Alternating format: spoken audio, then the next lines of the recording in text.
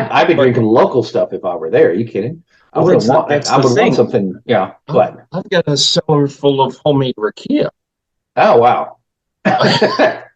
Oh yeah, but I mean, it's like, why would you not drink something local?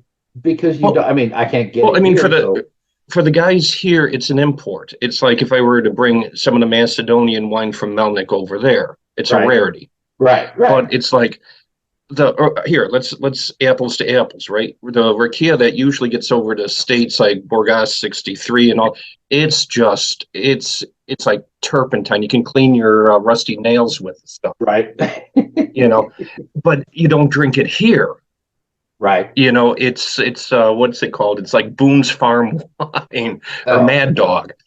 oh, But that's what you can get over there, so that's what people drink. right. Here, there are very good rakias, or a lot of times you'll drink the homemade stuff. Like me, I will only drink homemade rakia, whether it's my family's or one of the brothers or something.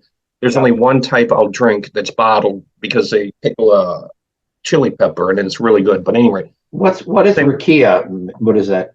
it's basically homemade brandy. Brand. Okay. Okay. Speaking So of it's a Serbia, wine. it's like Slivovica is another thing, but that's with plums. And so Everybody in okay. this region makes it. So a wine, brandy is like fermented wine. Is that correct? Well, yeah, you make Or if it's the grape brandy, yeah. Grape okay. brandy is basically what you do is you ferment the wine. You crush the grapes, cover it, 4/5 of the way, and then it naturally ferments. You wait about 3 weeks, and then you take that, and then you distill. You can either keep that as wine, put that away, put it in your garage or whatever. Right. Like I got a couple of bottles sitting in the garage right now, or you take it and you run it through the still and you distill it. That's where you get your rakia. Okay. Okay. Rakia is like a kind of a catch-all term for homemade. It's term moonshine. I don't like it because it implies prohibition, and there was never a prohibition over here. Right. And what a lot of the Americans forget is the quote unquote moonshine. It's poaching. It's the old Irish. It's the old Irish homemade alcohol. Right. Okay. Because you make it yourself. That's just what you do over here. Right. And same thing with the wine. I usually before this house got remodeled, we had grapes. Okay. And the family used to make wine and everything. Now we're waiting for the vine to grow again because we planted it. Was it last year or the year before? It's still not ready though. No, it was last year. So I buy the homemade wine. I go to this restaurant and buy it from this woman who gets it from a guy one town over. Okay. Okay, but it's all basically locally produced homemade stuff. Right. Morning, Alan. Good morning. How are you? Hey, brother. On my way to Texas. All right. Oh, what part of Texas? I got to do something with volume here. Yeah, he's always in his truck. I'm worried he's going to run off the road. I hope he's listening and not watching, like, driving and looking down. Or do what I do, take a nap on the mountain right outside of Bonds. Are you drinking beer then, or is that something else? This is iced tea. Oh, iced tea. Oh, okay. All right. Well, that's fine too. No. I had a beer at the local bar before coming on about an hour ago. Right. We got a bar now. This is a strange one. I think it's owned by an Irishman working there, and it's all craft beers, import beers, and everything else. Right. Because Bulgaria has some, like the craft beers are really good, but your cheap beers are just dog water. Right. So because this is wine country. This is wine country here. Right. Yep. Is what it is. And I didn't drink wine back in the States except maybe once in a great while. Yeah. But here, this homemade stuff, God, they'll turn you into a wino. I'd love to experience that. Well, the other thing is, well, no, you're welcome here. And the thing is, what I told you. Yeah, and the thing is, when you get the homemade wine and you bottle it, it's got like a life cycle. Mm-hmm. And it'll actually change flavors over the course of 6 months or a year or whatever. So it's a whole different thing. But the other thing I noticed is my lodge here at the 15th and this year at the 20th anniversary, we had a custom bottle of wine. You probably saw it on my Facebook page Yeah, a couple I of think years so. back. Yeah. When we got it, it was that was just like drinking tar. Okay. I was the Right. only one that halfway liked it because I couldn't tell good wine when I first moved here. But as the years went by, it mellowed, it actually sweetened. And they would just give it, the master lodge just give it, here, take a bottle, take it. You're the only one that drinks it. Oh, wow. And then we had a party about a year ago. I want to say there was some event at the lodge. It could have been the barbecue at my house. I don't remember what it was. And they brought some. They opened it and they all loved it. They're like, oh, it just needed to mellow. And I am the only one with I have the only bottle left from that 15th year running. I got the only bottle left. That's cool. That's cool. Yeah, it was a big trend. It was a big trend in Arizona when I was out there. A guy I worked with, his whole neighborhood was into brewing beer. And there was one guy on the block who was like the king. He was the one who had the newest, most advanced equipment for brew making and for beer making. And then he'd upgrade and he'd donate his equipment to the next guy. And then that guy would donate to the next guy. So, there's like 4 or 5 different releases of in the neighborhood that everybody inherited. Well, here, you get mine, I'm getting this one. So everyone had different qualities of beer making, but they all made their own beer. And it was so much fun. It was like, that's got to be cool just to do that in the garage and all.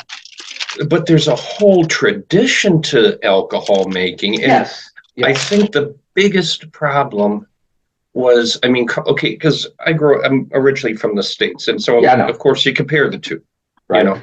I think the biggest problem with American alcohol making is prohibition. Yeah. It put such a Puritan, the women's, what was that?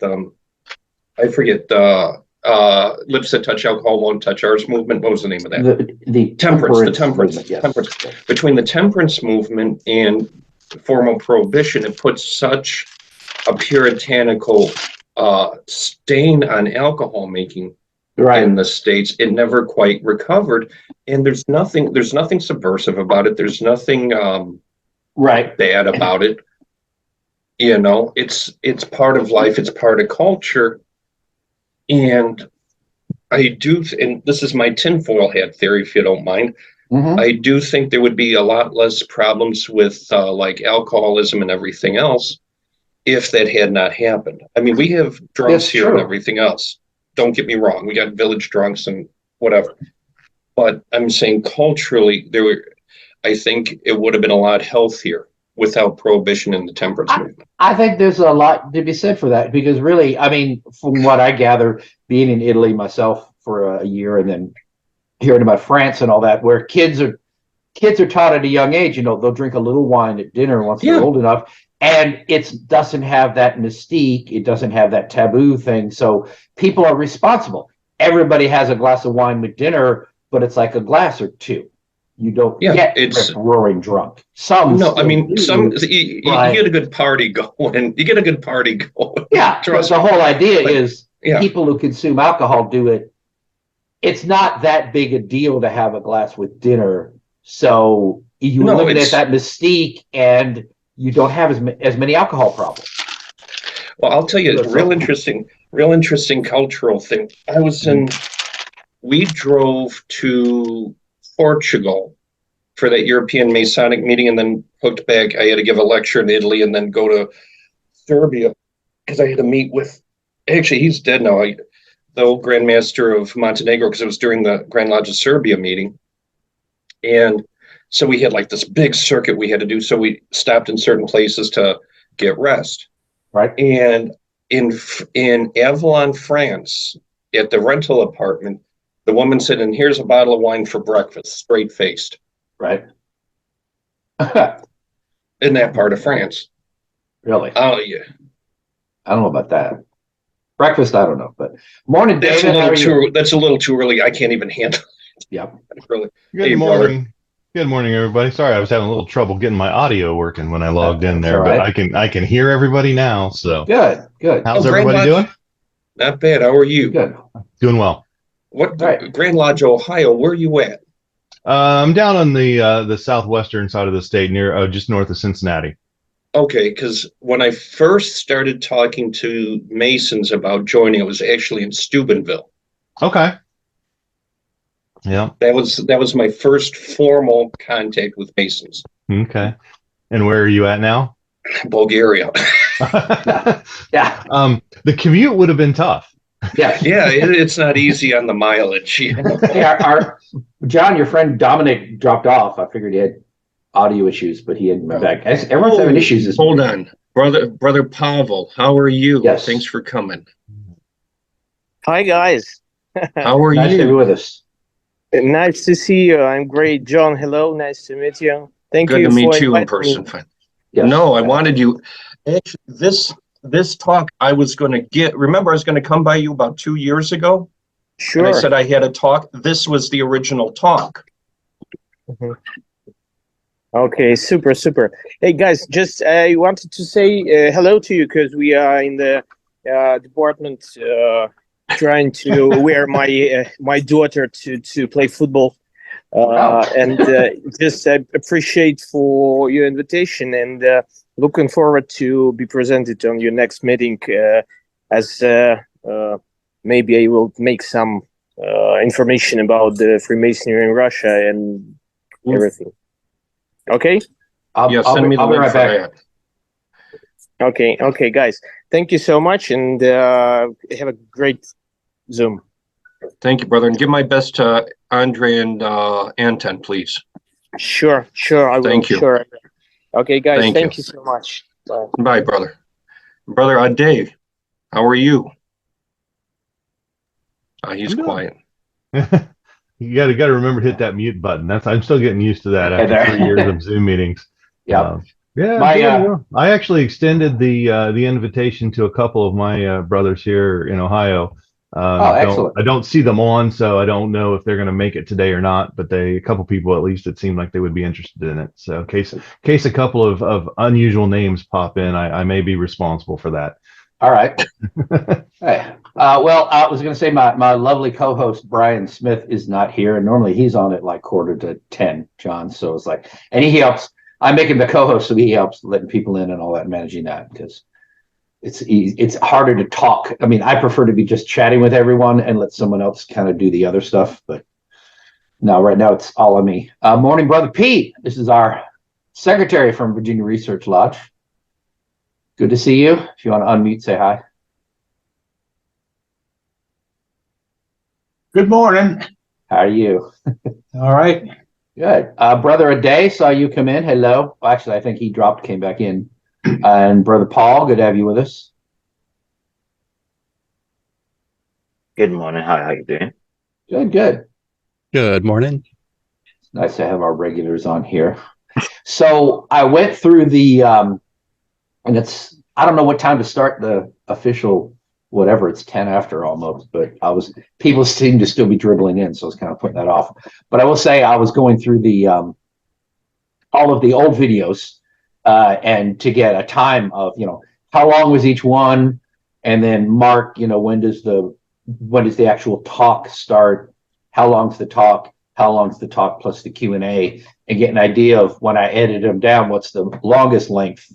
And I'll be able to go in with the questions, I'm going to edit out more carefully and cut out the dead spaces and all. But it looks like all of them, I could easily cut the videos in half or more just to get down to the meat of it. And then maybe that'll attract more people. I think it'd be easier to get somebody to watch like a 30-minute video than a 2-hour one. So, but that just takes time. But I was watching our very first one, well, our second one, technically. The first one that we had like the Master of the Lodge and everybody on there. And that's the talk I gave on the Grand Lodges of France. It's really pretty cool. And I had PowerPoint, so it was a good talk. And that was the first actual unstated because it was the day of our stated in August of 2020. And I was supposed to be the speaker. And I've been waiting for 2 years to give that talk in Research Lodge. I didn't want to give it anywhere else until I gave the Research Lodge first. So I was like contractually obligated not to share that talk anywhere. And then I went and wrote a different talk in the meantime, talking about the rights of Europe. and that was just as interesting. And I gave that one, so that was like the follow up, and that's where really it hits home where you're writing a paper and you say, "Hey, that's an interesting sideline," and you write that down, and then later on you take that sideline and you expand it and you write a whole paper based on that. So I will never run out of topics to write papers about. It's called publication. How do you think it works? So yeah, I do need to get busy on putting something actually in print and not keep doing what I'm doing. I got that publishing house up and running. Yes, I know, and I want to talk to you about that at some point. Actually, I got two. I didn't announce them yet. There's one Bulgarian author. We're going to be doing the English translation of his book. Oh, cool. And there's actually a well-known heavy metal musician. We're going to be publishing his lyrics as a poetry book. Oh, I actually wow. got the okay from one of the, he's under two labels. I got the okay from one label yesterday. I'm just waiting for the second one. Right. So how does he may that end up being a Mason. Oh, cool. So how does that work? just- Like people can order the books online and they ship them or whatever? Or how does Okay, that- generally speaking, we do all of our printing through and fulfillment through Lulu. Okay. Because being in Bulgaria inside the European Union, customs between countries like United States and especially England are a little rugged. Okay. Yeah. So it's easier for if you ever, I've sent you review copies. Remember I made a remark, well, I got to order it first. Yeah. Yeah. Because I'm not playing games with customs in the mail office. It's just not worth the headache. I'm Right. already losing enough hair.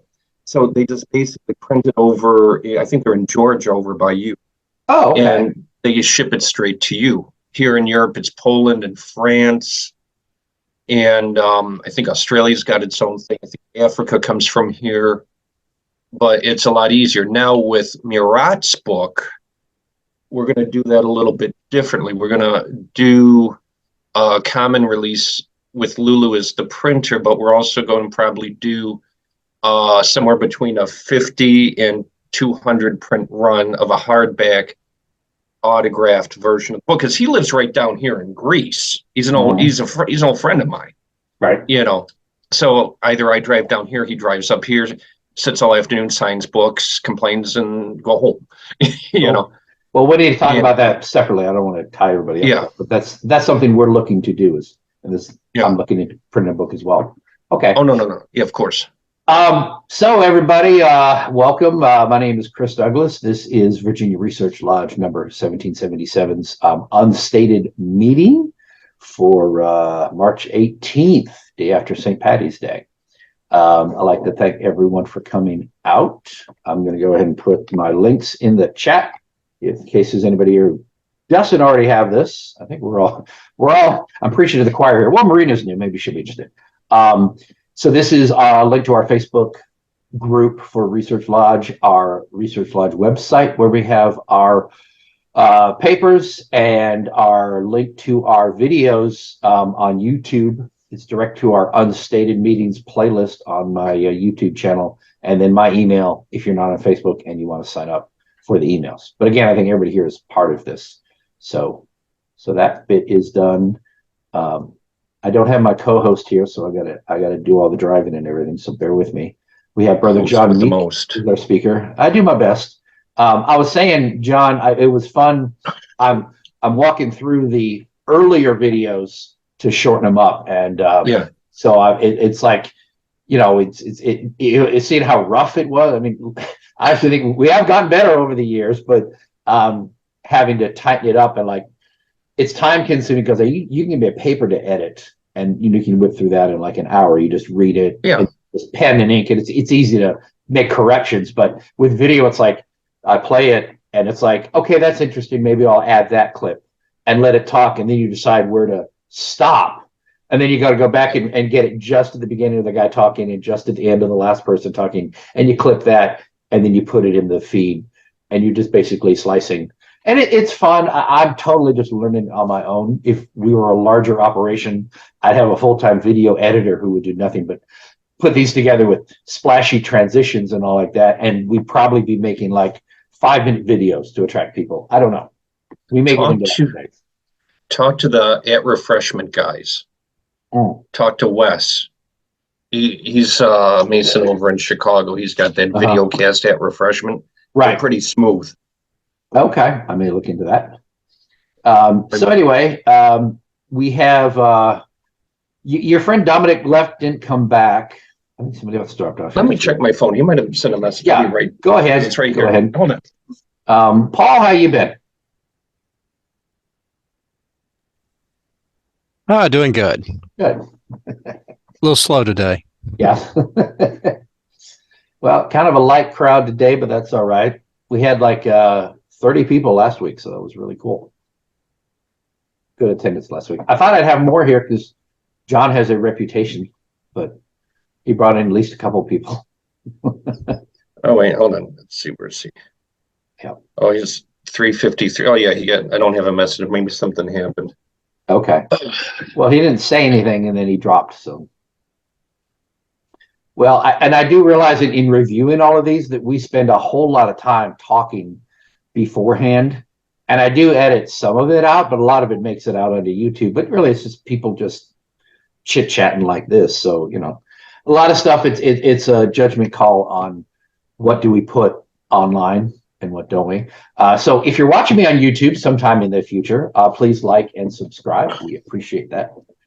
I always figure like, one day we'll get bigger, but I don't know. I mean, we have a small audience and we're feeding, we have a loyal audience that really enjoys what we're doing, but it's fairly small. I mean, I don't see where this has broad appeal that, it's only Masons basically who are going to be interested in what we're doing. And among that, only Masons who are really into Masonic education and esotericism and mysticism and all like that. So it is a very niche audience. I don't expect, Dominic's coming back. Dominico. Just a message. Where'd you go? Yep. There he is. Brother Mark Cohn, good to have you with us. He was actually just in the States a couple of weeks ago. He wasn't too far he was up in DC. Oh, okay. That's not far at all. Yeah, we had the 100th anniversary of the George Washington National Masonic Memorial. And I know a lot of people from here went up to that. And that was a big event. So that was pretty cool. I didn't have the opportunity to go, but I know a lot of people went. Yeah. So, and that was neat because you had people from all over the country came. So people from all over the world. Yes. That was tagged on to the National Conference of Grand Masters or something, right? Yep.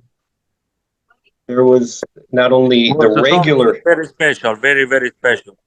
Hello, good to have you with us. Was that where you were at, Brother Marco? Was an event very special in George Washington Masonic Memorial. I went to attend very beautiful, the parade, everything. Cool. All right. Well, that's very cool. John, one of these years I got to go up to Masonic Week. That's when all of these little Masonic bodies meet up. Yeah, I've always wanted to go. Yeah.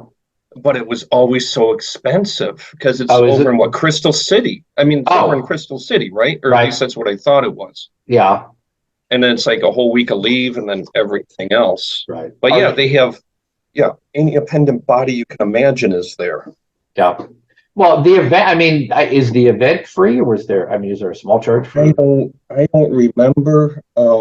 But I'm sure hotels and all that are, Well, if you know the area, there's places you can stay that are within commuting distance of it. I mean, it's on the metro, so I wouldn't necessarily stay in the hotel, but yeah, I worked up there for several years and I got to know the metro real well. And I made a point of, this is the fun thing. This is totally irrelevant to any discussion here, but if you get a metro card in DC, you pay for like a $30 card and it's good for $30. You use it when it runs out, you put more money on it.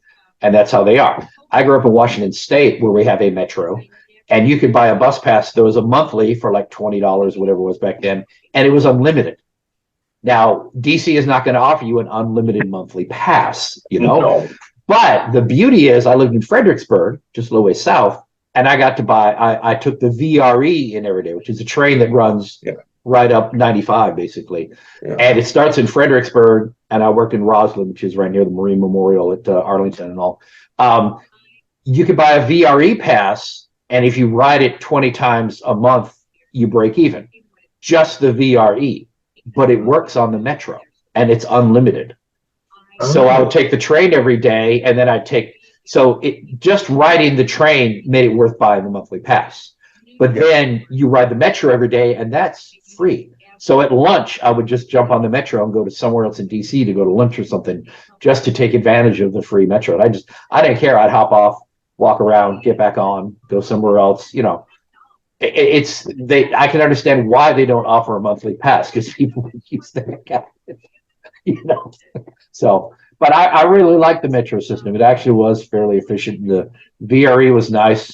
They had a quiet car that they instituted, where there was one cab on the train that you are not allowed to talk, you're not allowed to use your phone. Use the quiet, and they kick you out. I mean, they take it very seriously. So if you wanted to be wanted a quiet hour ride up to DC, you sit in the quiet car. But it worked well for a commuter, because you didn't drive. You could read, you could work on whatever. I mean, you're just sitting there. It's 2 hours each direction, but you're not driving.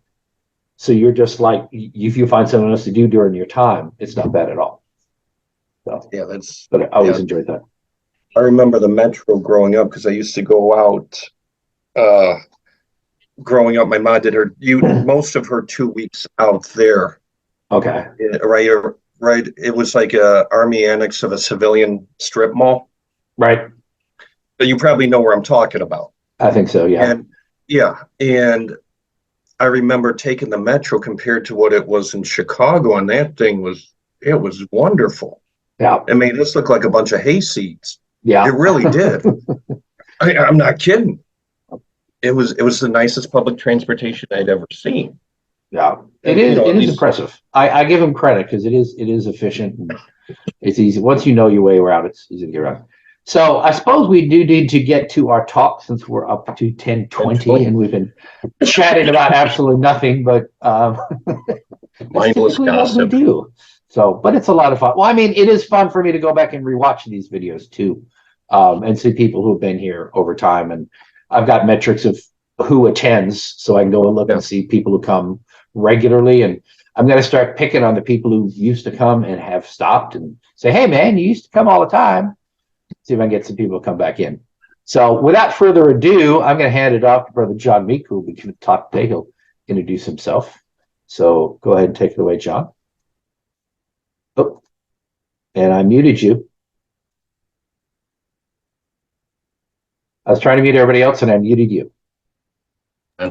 Okay. I can't unmute. That's funny. I can mute really? you, not unmute you. Yeah. You can shut me up and then hope I see it. Exactly. So anyway. Okay. And once again, hold on. Once again, I'm going to hand it off to our guest speaker, Brother John Meek. Take it away. Eventually. Okay. Before I go any further, here. Do you have a presentation? You need to. You mean like a video thing? Oh, Yeah. no. That's Okay, well beyond me. Okay. That right, electronic stuff is that indoor plumbing and electronic stuff. That's all the work of the devil. It's not in this house. Absolutely. Okay. Go ahead. But jokes aside, before I get started, I'm here unofficially, and so anything that's coming out of my mouth is my opinion, whether it's asked for or unasked for. So with that, we shall proceed. My name and background, I'm Right Worshipful Brother John Meek. My mother lodge is DC Gregere 81 over in Wheeling, Illinois. I'm the grand representative to Bulgaria and Russia for the Grand Lodge of Illinois. I'm between honorary memberships and real memberships, member in Illinois, honorary member here in Bulgaria, honorary member over in Ugly, Beehive Lodge there, Makedonska Zora here, and Hesperides, I'm a member over in Portugal. I'm a member of way too many appendant bodies. And the big one of note, I'm secretary for Metropolitan number 1 of the SRIA over in London, as well as assistant secretary of Sophia Hermetica number 99, also in London. So I basically, despite my interest in activities in esoteric masonry, I've kind of fallen into the role of being a bureaucrat. So And this Sorry, sort of, John, that's all the time we have. Thank you for being our speaker. bye, you're boring. Get out of here. You see, but you don't have the hook. You can't hook me off of the stage. So it doesn't Well, work that way. I can kick you out if I want, but that's all right. Sorry. Just having fun. Go ahead. No. I got thicker skin than that. Come on. But with that, like I said, I've taken on more of a bureaucratic role. Why? Because this seems to be the best way I can serve the brothers. And when I give talks like this is a research lodge. Generally, these are associated with high intellectual academic talks. Now, while I do know my stuff, I try to avoid high intellectual talks. And even when I publish, I tend to publish it on a more conversational level because I'm a firm believer that if you can, high philosophical dissertations are wonderful, but if they don't affect a person's daily life, they're ultimately useless. So I want my stuff to be digestible and applicable. So this talk is very much in the vein of that. And and I'm horrible at making titles, by the way, I should add that. This talk is the roots of inter-jurisdictional Masonry. And on the exterior, interjurisdictional Masonry, is very much a bureaucratic thing. However, underneath all of the bureaucracy and the paperwork and going back and forth, there very much is a simple reality. It's the old, I think there was a book titled Everything I Need to Know About Life I Learned in Kindergarten that really does hold true on all levels of life, including here. And with that, I will break into the talk, which is, as good brother Douglas knows, is half read, half spoken, with lots of segues if I'm in a really good mood. The roots of interjurisdictional Masonry. When we think of interjurisdictional Masonry, at least when I do, the first thing I think that comes to mind is the cool factor of visiting a lodge in another state or country, because after all, as we know, it's a whole big bad world out there that anything and everything exists. But there's much more to it than that. Of course, there are Grand Lodge sessions and and while not interjurisdictional in and of themselves, they normally have guests and official representatives from foreign jurisdictions attending. So, like in the States, you have Masonic cons and you have Masonic week. We get guys from all 50 states and Prince Hall and the whole thing. Over here, you have the European Masonic meeting. You have, I think it's the Council of Garibaldi Lodges or something like that.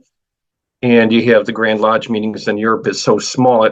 Each country is the size of one or two states, essentially. Everybody kind of comes to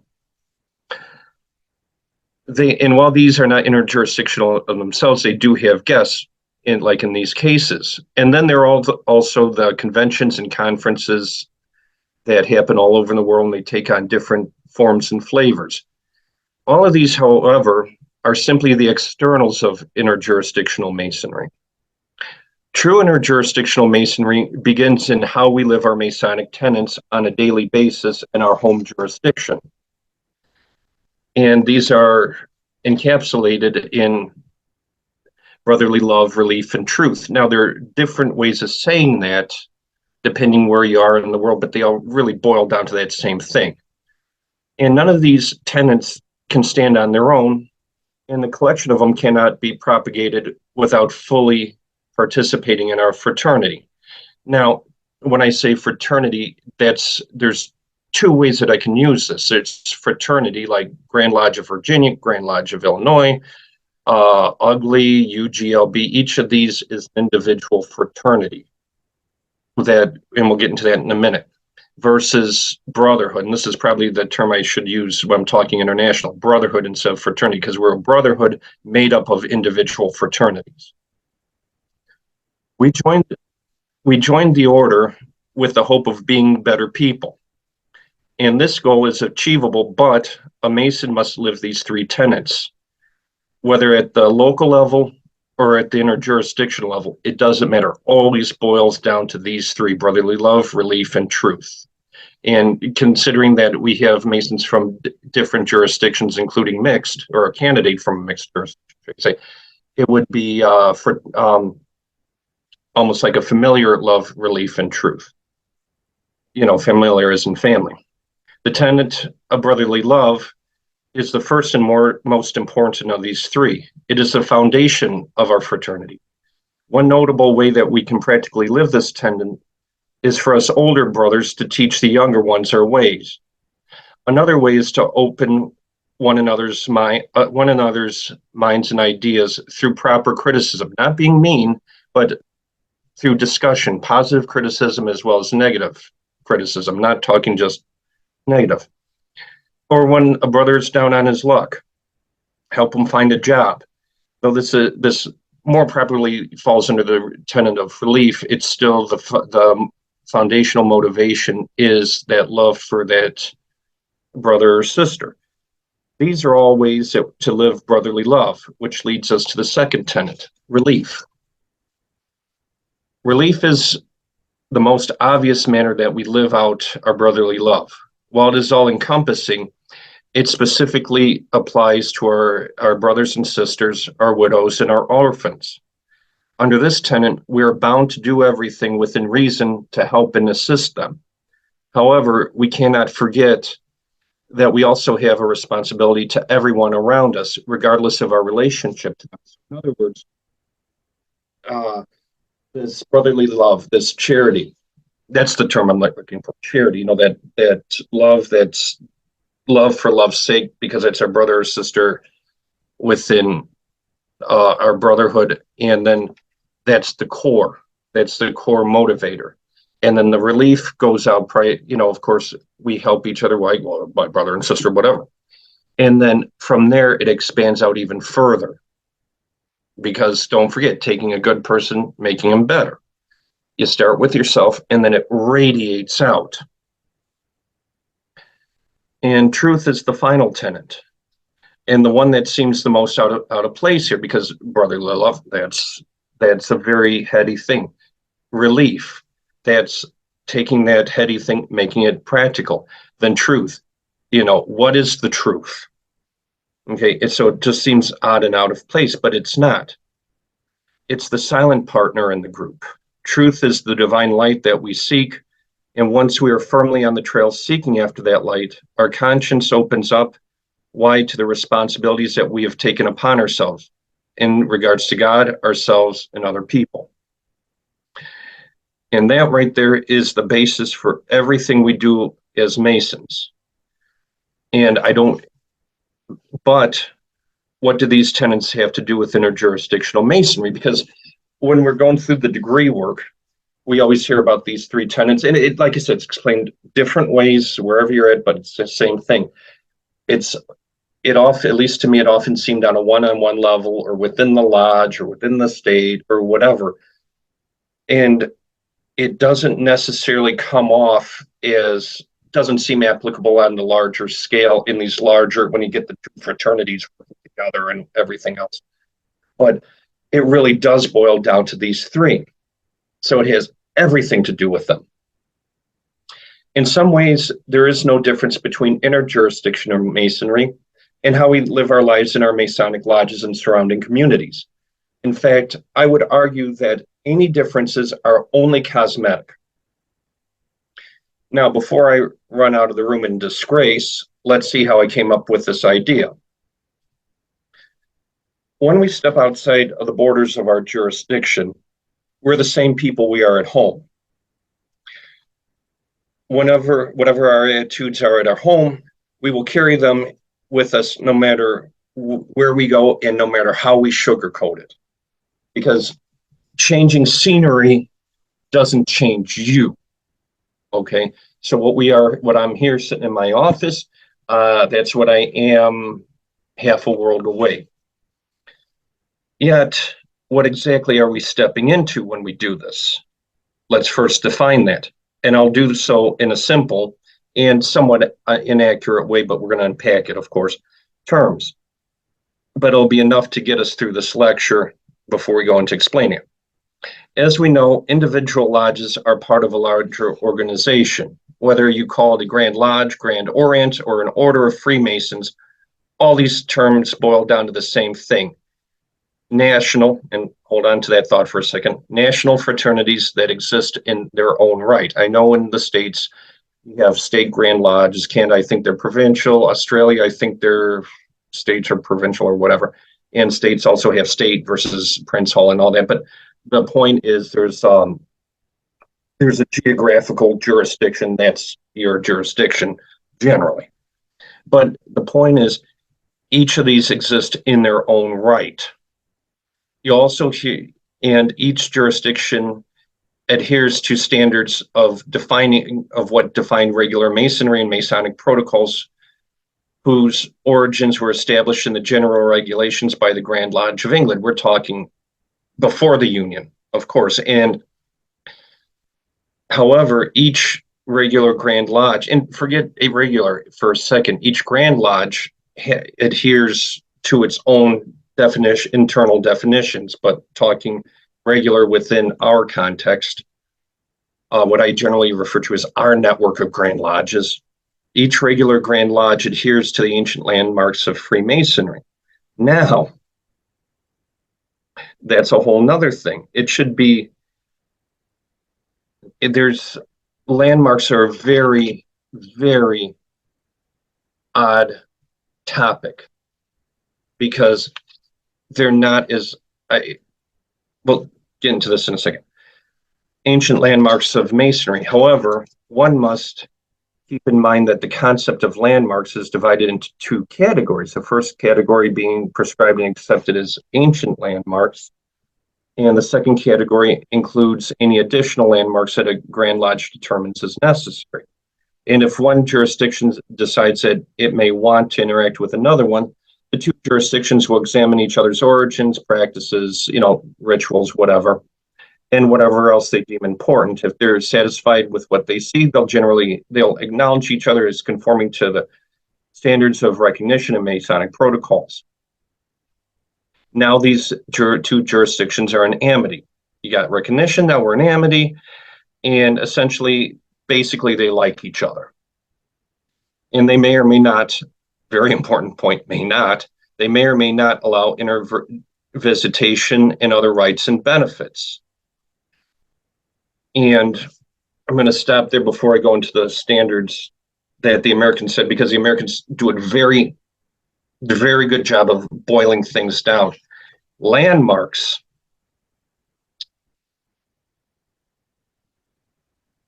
Each jurisdiction sets up its own ground rules, what they're going to call landmarks. And even Virginia, Brother Douglas, if I remember right, you guys technically don't have landmarks, but you live them. If I remember what your website says. And there's states that have more landmarks, there have states that have less, their jurisdictions have more, countries have more, countries have less. And that's the whole point of sniffing each other out, is saying, okay, what do you accept? How do you see Masonry? Because what's regular Masonry? Well, it's regular Masonry as defined by your jurisdiction. And it boils down to, do I, as the jurisdiction of Bonsko, agree with the jurisdiction of Chicago? Let's take fake Grand Lodges. This is how we live Masonry in the Grand Lodge of Bonsko. And Chicago says, okay, that looks about right. You look like you're a Masonic Grand Lodge. Okay, cool. So we accept you as regular. It's just that it's two countries looking at each other and deciding if there's diplomatic relations, and is my passport any good over there? Or do I even need a passport to cross the border? Now, moving on from that, let's look at the American system. The following are the standards of recognition as they're listed in the website for the Commission of an Information and Recognition Committee of the National Conference of Grand Masters of North America. Number 1, legitimacy of origin. That the Grand Lodge requesting recognition has been lawfully formed by at least 3 just and duly constituted lodges holding charters from one or more recognized Grand Lodges, or that it has been legally or recognized by a Grand Lodge in the fraternal relation with the Grand Lodge from whom recognition is being requested. In other words, has it been erected properly with charters showing lineage going back? Okay, because in other orders, you always hear, "What's the lineage? What's the lineage? What's the lineage?" At least I haven't heard that terminology so much in Masonry, but the concept's the same. Legitimacy of origin. It's lineage. That's all it is. Does your charter line up with the guy before you? Line up with the guy before him? So is there a proper lineage going back? However, when one or more lodges have been chartered, and this is back to my commentary, however, when one or more lodges have been chartered by various recognized Grand Lodges within the same jurisdiction, International Masonic Protocol requires that those recognized Grand Lodges need to agree upon the new Grand Lodge being consecrated. Otherwise, suspension or total removal of the recognition of the Grand Lodge violating Masonic protocol can take place. And as we've seen with, I forget which one, but one of the Prince Hall Grand Lodges, one of the Carolinas, if I remember correctly, and I could be wrong, if somebody remembers this better, please correct me.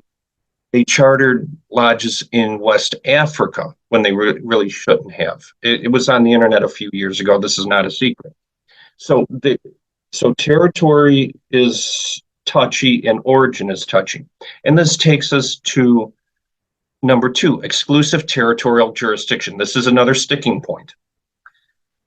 Exclusive territorial jurisdiction except by mutual consent and or treaty. Prince Hall and the state. Textbook case. 2 legitimate jurisdictions within one physical locality, but there's a treaty. And recently we're seeing with Goy and GLRI, they've got Ugly just recognized Goy again. So you have 2 legitimate Grand Lodges in Italy that England recognizes. So you can have 2, but there's got to be treaties, there's got to be permissions, and there's got to be everything granted. Now, I don't think Goy and GLRI are in recognition, but Ugly is in recognition with both, and everybody seems cool with this, if my understanding is correct. That it is an independent self-governing organization having Masonic authority within the governmental territory over which it assumes jurisdiction, whether country, province, state, or other political subdivision, or else shares such exclusive territorial jurisdiction with another Grand Lodge by mutual treaty or consent. In other words, one jurisdiction per whatever, country, state, province, whatever the local setup is, unless if there's a treaty and that sort of thing. And number 3, adherence to the ancient landmarks, specifically a belief in God, the volume of sacred law as an indispensable part of furniture in the lodge, and the prohibition of the discussion of politics and religion. These are big 3 examples. And this one's pretty much self-explanatory. I mean, these are the ground rules, and these are the things that we're looking at or not we, because I'm not involved in that process, but this is the thing that people in pay grades way higher than mine are looking at when they're saying, are you practicing regular Masonry? Do you have a volume of sacred law? Whatever you define is it there? Is there a belief in God? Are these different? And some jurisdictions have things on top of this. And of course, keeping politics and religion out of the lodge hall, very important. That goes far to maintain the peace. Now that we have this out of the way, again, we step back. Again, whether we are in our mother lodge or visiting a lodge halfway around the world, we are all people. We all put our pants on the same way, and we all have our own virtues, vices, and hang-ups. Because of this, we have rules for behavior, not only in our daily lives, for example, etiquette, but also for our Masonic dealings. And the various Masonic rules are based on these 3 tenets that, brotherly love, relief, and truth. Again, we're coming right back to the basics. And while this does apply locally, the same basic attitudes apply in inter-jurisdictional Masonry. To begin with, we see this in the protocols that we use when dealing between jurisdictions. We do this so that brotherly love governs all of our actions.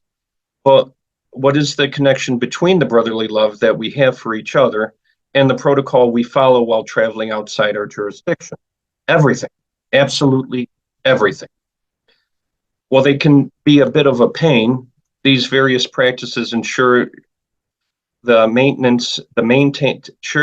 to maintain the integrity of our Masonic family. We as Masons conduct ourselves as one large family. Even though our jurisdictions are completely independent, this is simply what we do. And as any family, there are certain things that we do only as brothers and as a family. So we need to ensure that these things are kept, quote unquote, in-house, especially when our matters require confidence. Think about it. If I or my family are in dire need of help, I'm going to ask a brother for help, not a stranger. And conversely, we don't want to accept just anyone into our private gatherings or homes.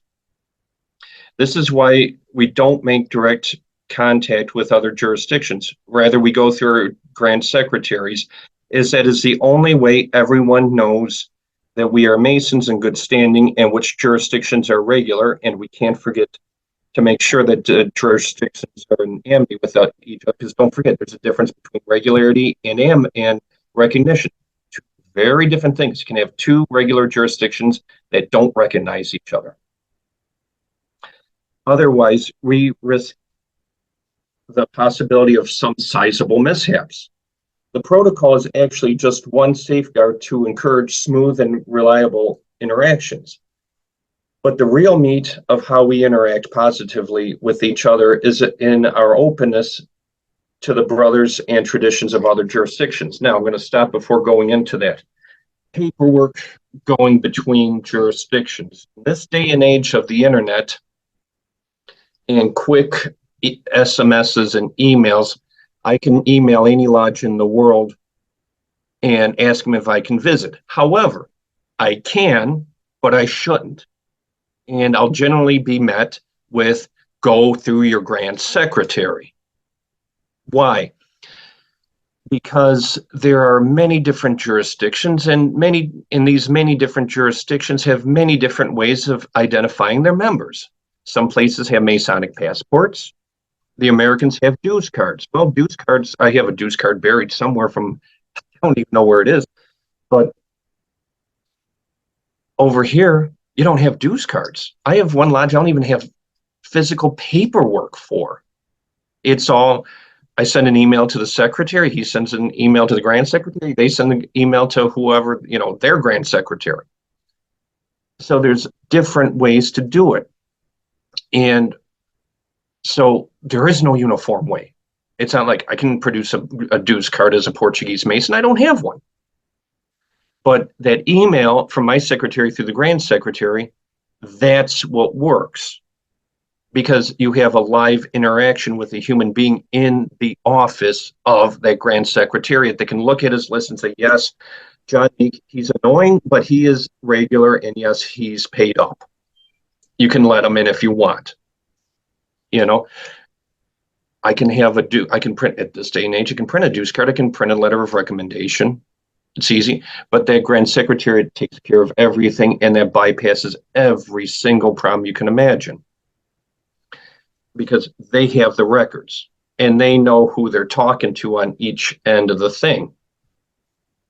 And like I said, that protocol is good, but there's also our personal attitudes and behaviors. When I first came here to Bulgaria, I remember, I think the first degree I actually sat in was actually a second degree, a fellowcraft degree. And I was sitting there in all my grand regalia and all this stuff. And the kid who was the candidate, they went through the degree, and he comes up to me after the thing, brother, what's your interpretation of the fellowcraft degree? And I looked at him, I said, I have no idea. And he said, what do you mean? You're a Grand Lodge officer. I said, yeah, in Illinois. I said, that's the first time I've seen a Bulgarian second degree. The rite used here has nothing to do with what we do back in Chicago. Here, it's the German AFAM rite, which is a derivation of the Schroeder rite. Okay? In Chicago, in Illinois, it's the Preston Webb Rite. It's it's basically a derivation of the Preston Webb, which the vast majority of the Americans use. And that was the funny thing. When I came to Europe, I thought things were more same than they actually were. I walked in, sitting down, figuring I know what's going on, not a clue. So that leads into this. We all come from different places and different cultures. I'm looking here, American, English, Italian, Serbian. Brother Ade, where are you from? Okay, he might not be here anymore. Canada. Okay, Canada. Yeah, you guys are different. You have your own thing going on. So we got guys and girls from different countries. So everything's going to be different. We come from different cultures, traditions, languages, and histories. And all these things affect how we, quote unquote, do Masonry. These things that we take for mandatory basics in our own jurisdictions simply do not hold in other parts of the world. Of course, some things are always present. Belief in a supreme being. In terms of our network of Masonry, it's men only. But you also have women-only jurisdictions. You have mixed jurisdictions, and these are traditions that they follow. And you have a volume of sacred law being present and things like this. However, there's a large amount of variation. Okay, even when these things are agreed upon, huge variation to some points where it doesn't even look like Masonry. And I've often said when I saw the first degree here, the German AFAM first degree, it looks like a first degree in another order, more than it looks like Preston Webb ritual. And for example, when it comes to the volume of sacred law, some places allow the scripture of the local membership, like here, my lodge, for example, we have Christians and we have Muslims. So we have a Bible and we have a Quran. Up in Sofia, there's a lodge where there's a Jewish brother, Bible, Quran, and Tanakh. So some places will do this, and some have a required text. Some places you have to have a Bible, period. Some places you have to have other stuff, period. And sometimes there's all kinds of mixes. Likewise, many jurisdictions require a simple belief in the supreme being, while others require a man to believe in the Abrahamic God, and even some regular and widely recognized jurisdictions have lodges that only allow in Christians. Was it the Order of Freemasons of Norway, or Order of Norwegian Masonry and the Order of Sweden, I believe they're Christian only, because they basically, whatever lodges practice what's called the Swedish Rite, Christian only for membership. But they also have a whole different structure too. They're very unique in what they do. But many regular Grand Lodges will accept all these variations, whereas a number of the American states and a number of the jurisdictions all over the world, it'll be believe in God, then some Abrahamic, then all the way from one extreme to the other. But it's still considered regular in many places, and amity has been established. And the rituals that we use to confer degrees also vary, and not just in minor ways. Some jurisdictions only use one ritual. Illinois, Preston Webb, gone. And the ritual in other places, they have multiple rituals. Here in Bulgaria, we have 3. Preston Webb, emulation, and Scottish rites. And then there are jurisdictions where sometimes it just depends on the lodge. In England, I forget how many different rituals they have. And even the titles and their usage vary. Like if I were to say, yeah, my lodge works the German AFM Rite, my first thing thinking, is it AF and AM versus F and AM? No, that's right, And the titles of the officers, what is a right worshipful in one jurisdiction is a most worshipful in another. And in some cases, it's a very worshipful, and it goes there and back again. And so there's not even uniformity on how the title is. So one should keep in mind that Masonry is close, and these are, I don't know the right word in English, I'm sorry, but these are like symptoms Masonry is closer to a worldwide confederation of grand lodges than a monolithic organization, and that each jurisdiction must cater to its own culture, history, and the needs of its local members. In other words, each jurisdiction is a fraternity unto its own. And we're a confederation of fraternities that say, hey, look, you kind of look good, I kind of look good. We're an amity. And then you have the landmarks within what I call our network of masonry, of regular masonry. And it is the tenet of brotherly love that allows us to coexist as Masons and to approach each other as brothers. Because of this love, we take into account our differences in our very various local modes of expression, and I'll get to that in a minute. And this is a necessary part of our inter-jurisdictional masonry. After all, we cannot accept each other on our own terms as different individuals. In other words, if we can't accept each other on our own terms as different individuals, how can we say we love each other as brothers? We can't. Therefore, it's incumbent upon us to accept the practices of each other's jurisdiction without judgment. Not only is this our duty as Masons, but in doing so, we open ourselves to an opportunity to see Masonry from a very different perspective. Internet behavior, chat rooms. When we go back and forth, we're all from different, this is a very practical way to do this. When we get on the internet, we see brothers from halfway around the world doing things that are absolutely anathema in our own jurisdiction, but there's still recognition and deemed regular by our jurisdictions. Instead of declaring these brothers and these practices as unmasonic or irregular without having a footing, ask, okay, well, you do this. Why do you do this? What's the background? What are you doing? Just discuss with each other. It's very easy to sit in this room or rooms on the internet, whatever we're sitting, the Zoom thing, and say we do this, we accept each other. It's a very different thing to go out there in the real world and say, I don't get what this guy is doing. I don't know what their jurisdiction's thinking, but obviously there's something behind it, or my jurisdiction wouldn't have seen them as regular and certainly wouldn't have recognized it. So my brother, why are you doing it this way? Instead of, that's not Masonic, I'd never visit. Well, okay, you don't want to visit? Don't. But don't.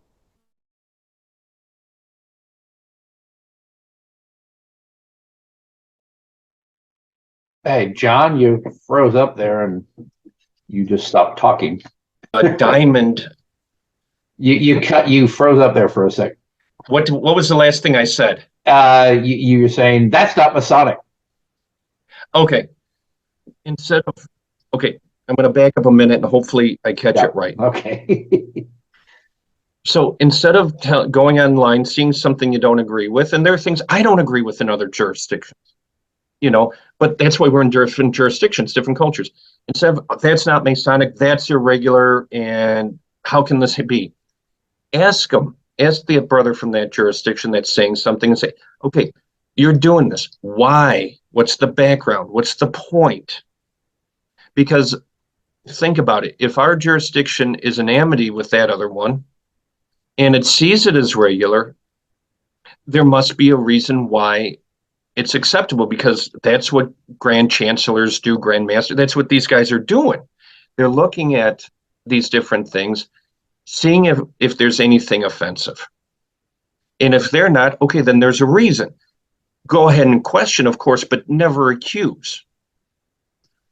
Because there's usually a very good historical reason why these variations are there. Because again, Masonry speaks to the local cultures. And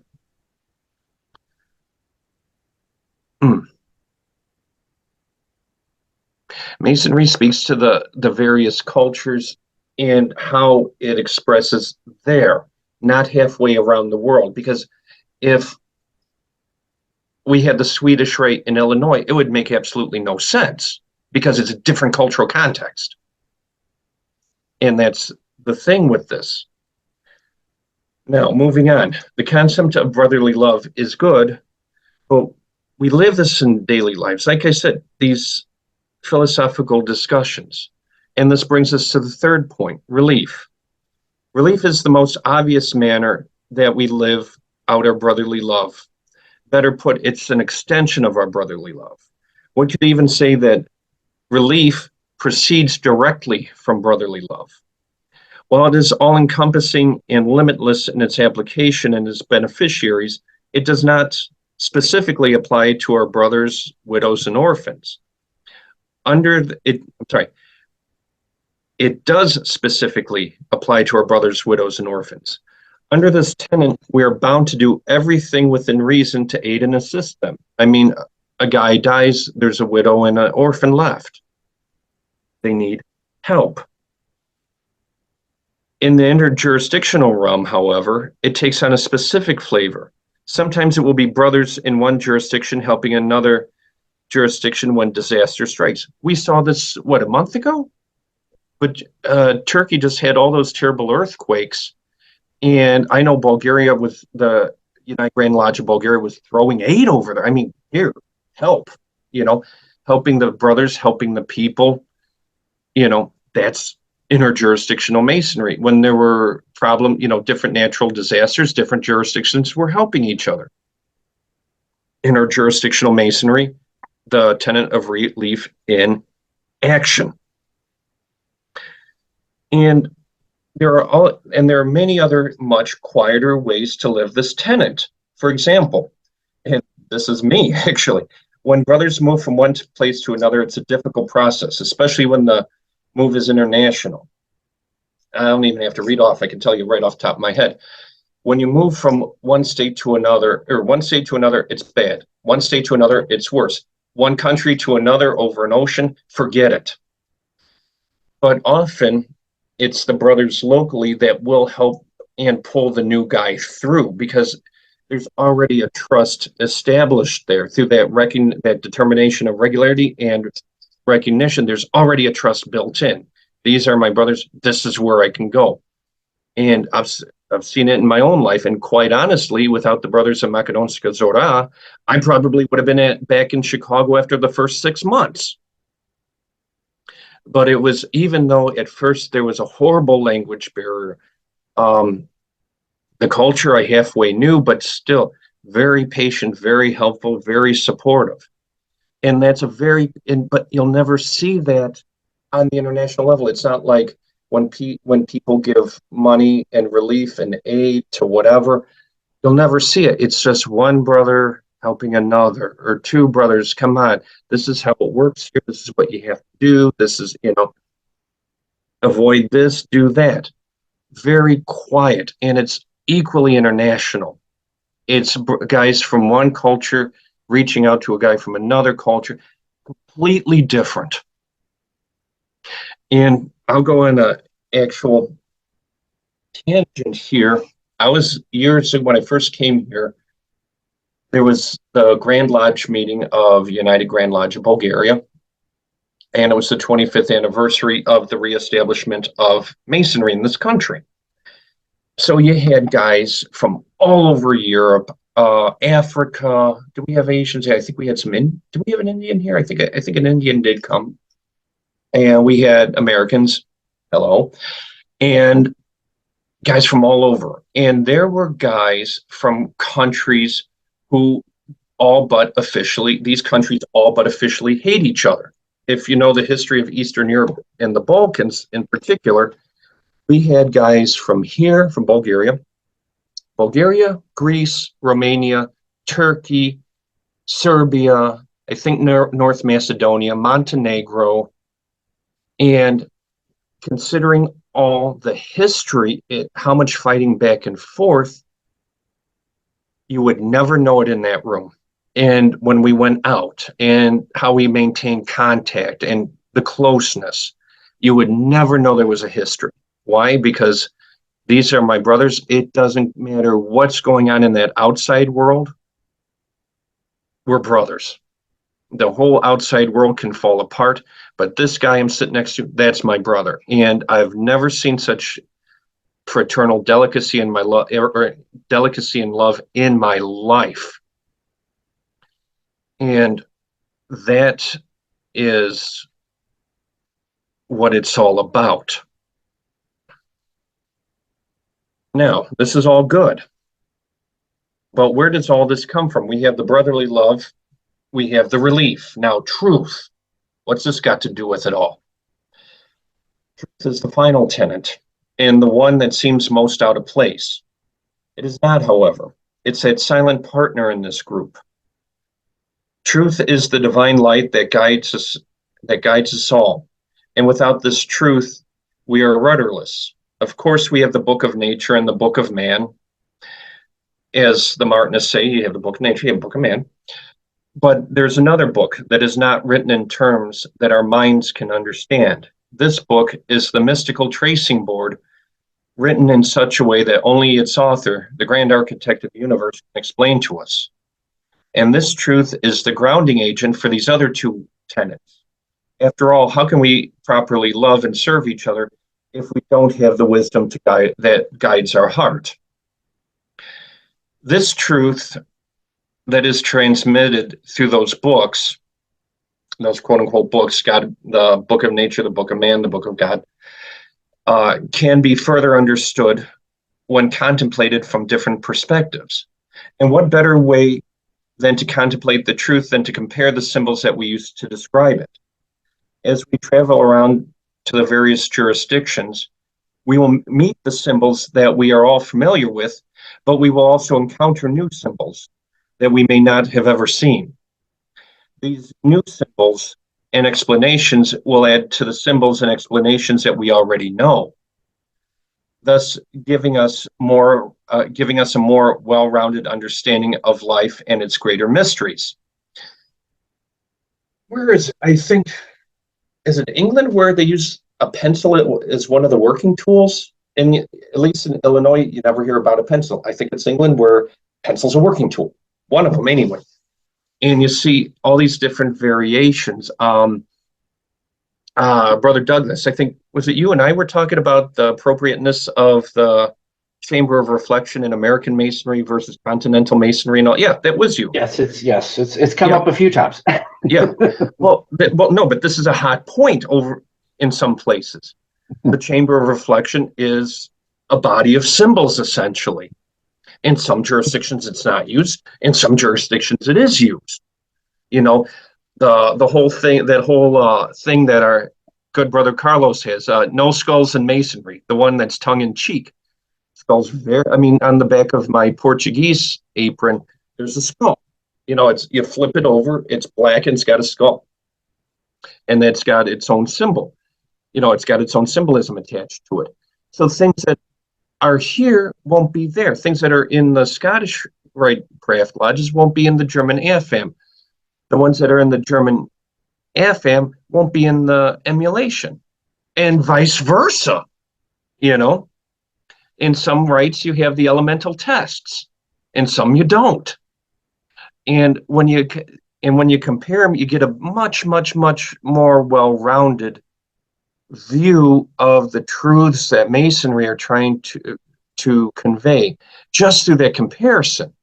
In fact, when young guys ask me what books should I read, you know, for whatever, you know, first degree, second degree, third degree, but when it gets to the third degree guys, I tell them, well, of course, buy my books, but joking. But what I tell them is, don't read the commentaries. Go read your ritual, turn around, get as many other rituals as you can, especially foreign rituals, read them and compare them. And if you're going to start out, I would suggest only read the commentaries that are written by guys who wrote the rituals themselves. Pike is an example. But his, you know, because the guys who wrote the rituals know the inner workings of those rituals the best. And that's why I tell guys, start with the rituals, then those commentaries, then read the secondary sources and everything else. Because the further removed you get from the original ritual, you know, quote unquote original, because they change over time, of course, the more personal interpretation you're getting into. And the symbols of these rituals, really the usage of them are personal interpretation. That's what symbols are. I mean, there's your standard interpretation of whatever symbol, and then there's the interpretation you come up with after you contemplate it. Okay, so the rituals, reading those rituals, most important, and comparing those rituals, seeing what's in mine versus what's in yours, what's missing in mine and what's missing in yours, quote unquote, for lack of a better term, of course. But that's where you see many things, and you can only get that from going beyond your local borders. And so interjurisdictional masonry is not so much about the protocol and the externals, the paperwork, the protocol. That's just to keep us moving in the same direction. But the internals of it are what are important, those tenets. Well, they are there, these externals and protocols, and they have their purpose. They're not the heart of it. The heart of it are these tenets, and they show us how to deal with each other. They offer a convenient framework of how to deal with each other, how to live these tenets. Me as an American coming to Bulgaria, they offer a standardized way to do things so that we don't trip over each other too much. You're going to trip. Everybody does. This is life. But it helps.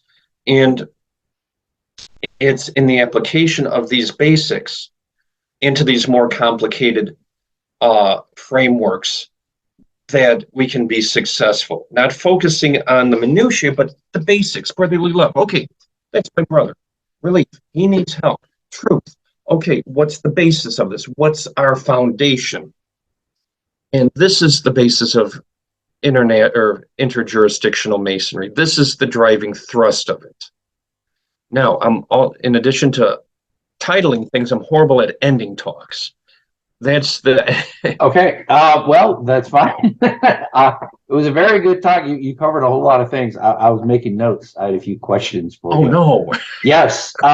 First of all, I wanted to make a comment. You mentioned the Grand Lodges in America, and I love the overall topic. You covered a whole lot of things there. But I've done a video on what jurisdiction is, because honestly, on Facebook, I got tired of trying to explain in a post to somebody what jurisdiction and amity and recognition is. So I'm like, forget it, I'll just make a video. And I made like a 10-15 minute video explaining it and gave real examples. And it was good if I watched it. And it's like, I just make a link to it. It's like, look, I love to explain this, but this is too much to put in a Facebook post. I got tired of retyping it. And I'm like, here, I made a video to cover your very question. But the reason, and I say in that video, is the reason that American, and again, as someone who grew up in Virginia, I grew up Masonically in Virginia. Yeah. Well, Grand Lodges are in every state, because I was from Washington State. We had our own Grand Lodge. So I understood that. Why America has a Grand Lodge for each state and not a Grand Lodge of America, although they did try to make one, is at the time, Virginia was the colony of Virginia was Virginia. We were Virginians first. Yes. And then Americans. Yes. Second. And that's something that honestly, as Americans, we've kind of lost that concept of being Virginia first, American second. And politically, everything ends up flowing to DC, and everything's decided at the federal level, because individual states don't want to step up and say, this is our problem, we'll settle it as a state. This is what works for us. So there's a whole political, federalism concept in there too. But basically, Virginians were Virginians. So we wanted a Grand Lodge of the Masons in Virginia. And then every single colony eventually broke off, made their own Grand Lodges. So that's why we started as states, becoming Grand Lodges, and stayed that way. But logistically, even then, even today, can you imagine having a Grand Master of America, a Grand Master of the United States, living in New York, and it's kind of like you think of the presidential races. He'll visit Los Angeles, he'll visit Chicago, he might visit, Northern Virginia somewhere. He's not going to go to Wyoming, just like presidents don't go to Wyoming when they're running. So a Grand Master of all of these states couldn't possibly visit them all in a year. And if he did, he'd hit the major cities. Yeah. Well, not only so that, you lose that connectivity with the brothers. But Good. No, but no, I agree with where you're going on this, and I think a Grand Lodge of America is, and this is my personal opinion. Mhm. I think it's the worst idea in the world. It's well, no, think about it. Even though we say there's a unifying American culture, and I guess to a certain extent there is, but Virginia is not Illinois, Right. is not Texas, is not Washington State. Right. Because how many variations on Masonic code are there on things that we hold basic? Right. The And whole basically, Bible question. Yeah. basically, it's all of the negatives far outweigh any positive. Oh, And the only real oh, positive yeah. would be you'd eliminate the need to worry about jurisdictional, traveling to other jurisdictions, and you'd have one consistent ritual. But it would take years to hammer out what that ritual was. So I'm glad it's a dead issue. It's not like anyone brings it up today, but I was trying to address why states are Grand Lodges. The other question was treaties with Prince Hall. So, okay, and I'm totally with you on the whole jurisdictional, there's a term for it. Basically, you can only have one Grand Lodge in a jurisdiction. Yeah. What's there's a phrase, you might have touched on it. Stuart Minor exclusivity. Yeah, I think Stuart Minor gave a great paper on it, and we put it out in our rotation. He was a member of Virginia Research. He wrote a great paper on it back in like the 70s or 80s, and he explains about the jurisdictional control. I can't think of the exact phrase to use, but it makes sense. When you hear it, it's like two words and like, okay, I get it. Basically, you can only have one Grand Lodge in Virginia. And anybody who lives in Virginia, any lodge in Virginia must be part of that jurisdiction. And you can't have overlap. You can't have West Virginia bleeding into Virginia and Maryland. You can't. Yeah. You have authority. But you mentioned treaties. Before we recognized Prince Hall, we didn't have a treaty with them per se. Or are you saying once we have amity with them, that's considered a treaty that we can both coexist in Virginia because we recognize each other? Is that what you mean by treaties? Well, on that part of the process, I am not involved at all. I'm not going to lie with you. Okay. But there's an agreement that both exist. Right. On both, they're both okay with each other. Right. You would have to, who's the guy to talk to on this? Because I'm not in the recognition committee. I know the basics, right, and I deal with practical stuff. Right. Glenn Cook. Yes. You talk to Cook, he can rattle it off the top of his head. I think at some point I'd like to have someone give a talk about I mean, you've talked about it a bit, and I have too. But as far as the actual nuts and bolts of how you go about recognizing, I think they'd be illuminating because I have a good idea. Yeah, but I don't know how. Chris, can I jump in here for a second? Please, David. Yeah. One thing I meant to do this when John finished, and I apologize to Brother Brian, but our clocks jumped ahead an hour. So Brian was getting ready to join us when I pinged him saying, "Oh, so what? We're not good enough for you today." Brian was coming on at what he thought was the regular time, but we went ahead an hour. England has not. So he was thinking it's only 9 o'clock, but you knew. But I should have made. Again, it's my fault. I should have thought to say, okay, it's 10 o'clock Eastern time. Please Google England versus UK time so you know what time to join us because we moved and other people haven't yet. That's why Brian wasn't here on time.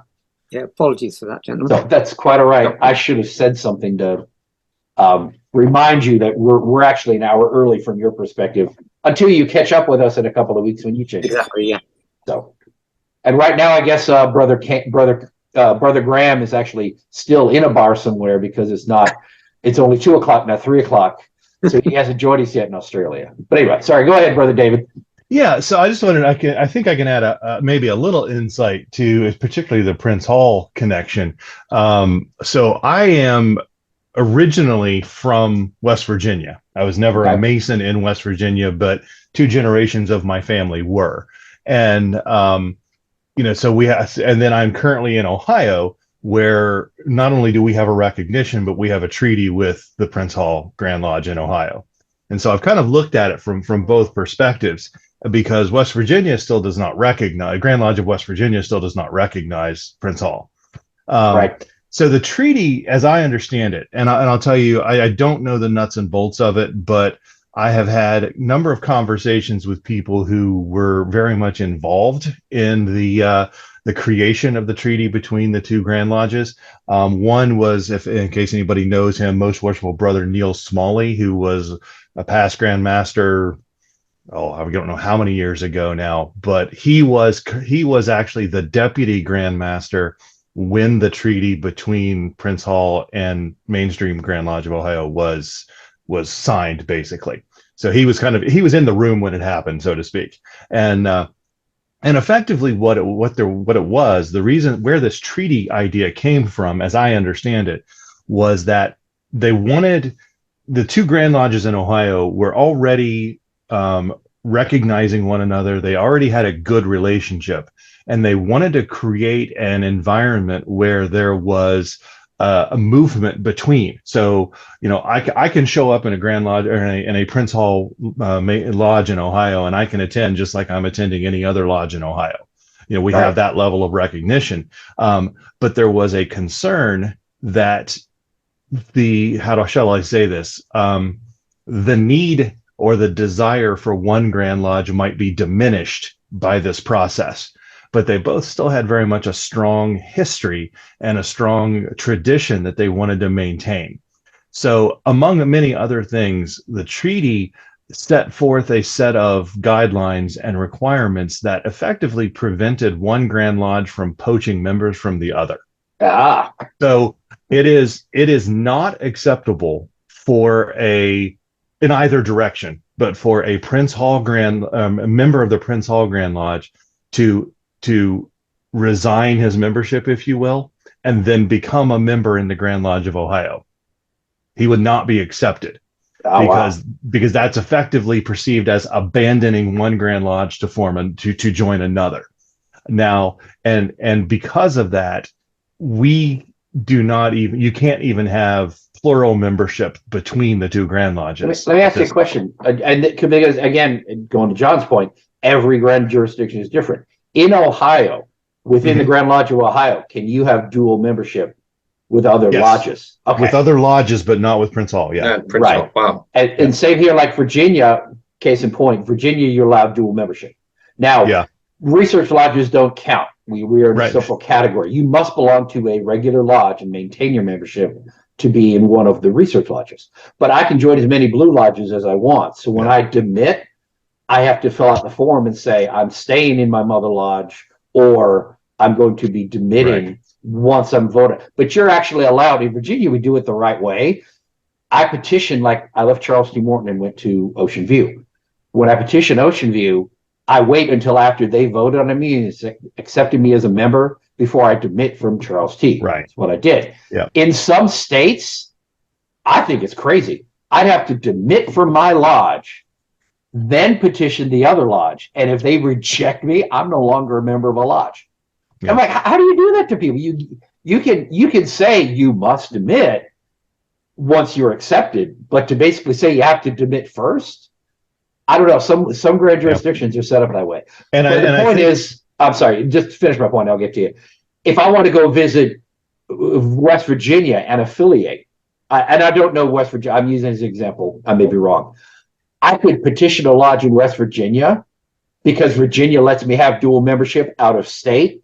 But if West Virginia does not allow me to have dual membership, I would have to demit from all my lodges in Virginia and then only be a member of that one lodge in West Virginia. And that's why some people don't do it state to state, because one of the two says, nope, you can only belong to one lodge at a time. Yeah. And you're absolutely right. You're absolutely right on that with West Virginia. Like I said, my father and my grandfather were both members of a lodge in West Virginia. And, I saw a family that lives there, and I at one point and I've attended there many times. But I at one point I had approached them about becoming a member because, kind of that's just that family connection, if nothing else. Right. And the code in West Virginia only allows you to be a member of one Masonic lodge, Period. Right. There's no, you can't Even even be the states. member. You can't even be a member of another lodge in West Virginia. One lodge, period. Right. So And that's typical. Well, yeah, honestly, that's but typical. If it's one lodge, it's one lodge, regardless of Right. where you are. And Yeah. dual membership, dual membership or plural membership is as many in state or not. This is sort of the way it's written. Yeah. It's all of your state plus other states. But To your, and to your point, exactly. If I wanted to join that lodge, I would have to demit from the lodge that I'm currently in Ohio. Right. While I've got the floor, brother, very nice talk. I really did enjoy that. I really appreciated your connection and the focus that you had on the cultural connection, and I think that's one of the important features of this cross-jurisdictional visitation. But I also wanted to combine, add to that, and it kind of piggybacks on Brother Douglas's comment about the Grand Lodge of United States versus not, is even in the Grand Lodge of Ohio, because or I can imagine say the Grand Lodge of Texas, because some of our states are so geographically large that culturally speaking, there are many of the lodges within our Grand Lodge that have a significantly different culture. And you see that a lot in Ohio, especially between like what I would call the city lodges, like those in Cincinnati and Columbus and Cleveland, versus Farmersville, Ohio, which is is literally a town and a lodge made up of farmers. And over in Cadiz, Ohio, and everything. Yeah. So, Brother Donald had his hand up. Let's go and give the floor to him, please. Brother Brunswick, go ahead.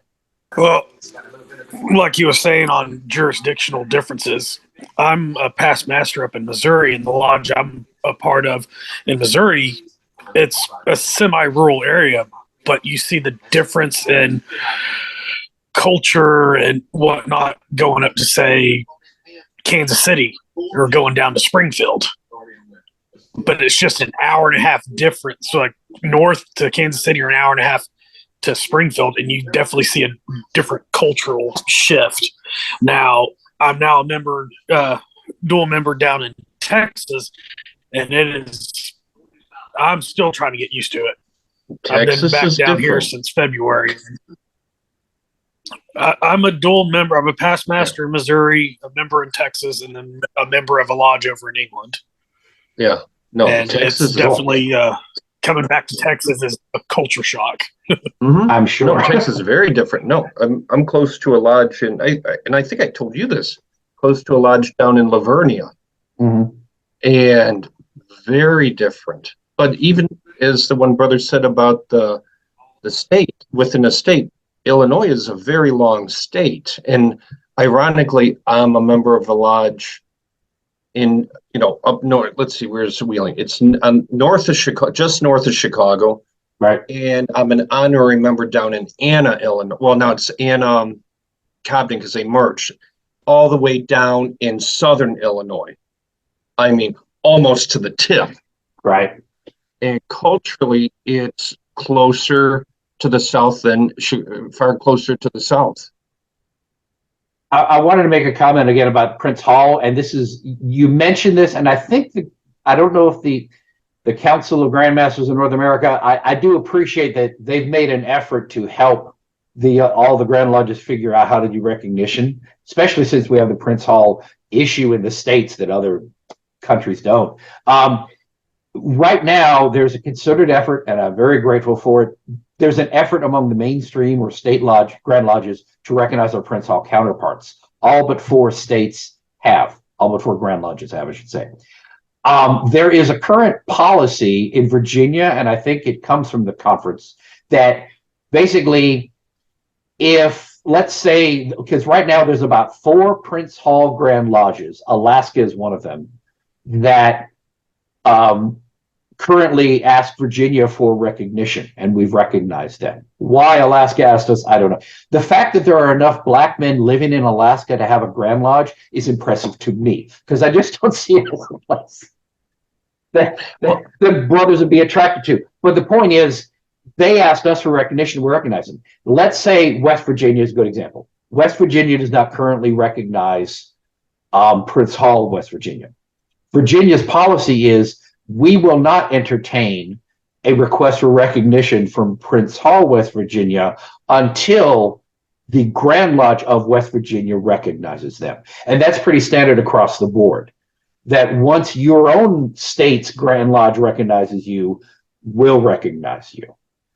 And I'd like to think that it'd be nice if all of the 46 of us Grand Lodges, 47 with DC, that do recognize our Prince Hall counterparts, I think it'd be good if we put a little pressure on those 4 holdouts and say, look, come into the late 20th century, recognize your Prince Hall counterpart, because you're making us all look bad. They're all in the South.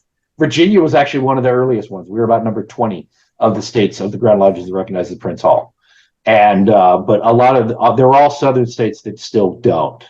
And I really think we need to move forward and recognize each other state to state, and then move towards recognizing, like Virginia recognizing all the Prince Hall out there across the country. And if more and more Grand Lodges do that, when we get to a point that all 51 Grand Lodges, mainstream state, whatever you want to call us, recognize the 30-some Prince Hall counterparts near them, and then like across the board, like all of them, will move more towards a more unified masonry in this state, in this country.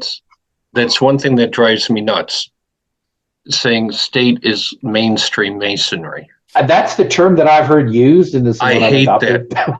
No, I'm not picking. No, I'm picking on you, but I'm not. If that makes sense, because I see it on the interwebs all the time, and it's like, okay, either they, to say they're not mainstream implies that they're either irregular or maybe regular but not recognized. That's not the case. Yeah, that's it. I mean, they're either Masons or they're not. In that sense, because they're non-mainstream masonry is, like women's masonry, mixed masonry. There's an example, non-mainstream, because it's missing one of the regularity points for our masonry. Right. Well, I guess it's, and this is why, and believe me, I've got into a lot of discussions on Facebook. Facebook has been terrific to learn more about masonry by joining these different Masonic groups. You talk about meeting people from different cultures. Prince Hall, every Prince Hall Grand Lodge is a Prince Hall Grand Lodge. They all have Prince Hall in the title. Growing up here in Virginia, if you don't even know much about Prince Hall, and a lot of Masons really don't, we simply don't interact. You come up in the Grand Lodge of Virginia, it's regular masonry. This is masonry. We have a Grand Lodge, the Grand Lodge AF and AM of Virginia. There's not a consistency of F and AM or AF and AM and all that to distinguish. I don't want to use the term white or black Grand Lodge because that's hardly appropriate. But in some people's minds, that's the easiest way to express it. But I don't. But it doesn't hold so much. Exactly. It doesn't hold so much as it used to. It's sort of like when I say Grand Lodge, I don't want to say Grand Lodge and Prince Hall Grand Lodge. In shorthand, when we're talking about it, you try to be respectful when you're talking about we're all Grand Lodges and we're all regular and most of us should recognize each other. But it's like, what's the ideal term to refer to the Grand Lodge of Virginia as opposed to talking about the Prince Hall Grand Lodge of Virginia? I can say Prince Hall because it's in their title. Everyone knows what I mean. But again, it's how do you say state is about the only one. That's how I say it over here. That's really not offensive to anybody. You know what I mean? No, it's not even not offensive. It's accuracy. Accuracy versus inaccuracy. Right. Because like when I'm talking over here, I say state versus PHA or Prince Hall. That's how I've always defined it. Right. Or how I've always said it here. Because when European masonry is different from American masonry. And when I say Europe, I mean continent of Europe. Yes. We have a million different Grand Lodges running over, and some of them are hundreds of years old. They might be men's, they might be women's, they might be regular, not recognized, or irregular, but only on one point, or on all of them, or whatever have you. Okay. Right. So that's mainstream versus non-mainstream. Okay. You see? Yep. And when I hear guys saying Prince Hall, mainstream and Prince Hall, it's like, but they are mainstream. I lectured in a Prince Hall lodge, so I've sat in one. You know, there's nothing non-mainstream about them. they have their own tradition that's separate from the state, which is fine, and but that's the difference. I mean, it's like, okay, let's say you have two, because there are some states where there's 2 or more rights. Louisiana is one of them. Are those red lodge, is the blue lodge mainstream and the red lodge not? Those red lodges are older than the blue lodges. Right. Oh, What to by do the with way, that? I wanted to look up the term because it was bugging me. Exclusive territorial jurisdiction. The yes. American doctrine. That's what Stuart might have referred to it in. The American doctrine, and that is in our that's on our Research Lodge page. If you want to go check it out. But it was bugging me what the term exclusive territorial jurisdiction. It's the exclusive. That's what I was missing. But that says it. You hear that, you know what it means. So that's how he referred to them.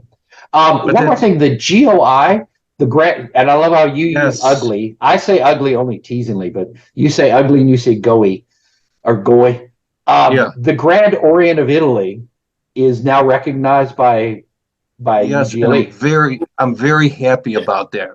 On a personal note, when I was in Italy in 1995, I attended a lodge, Harry S. Truman Lodge, which is a military lodge in the Grand Orient of Italy. It's an American lodge. It's American military and contractors and civilians working over there. Yeah. And we got a chance to go visit one of the Italian lodges down in Naples.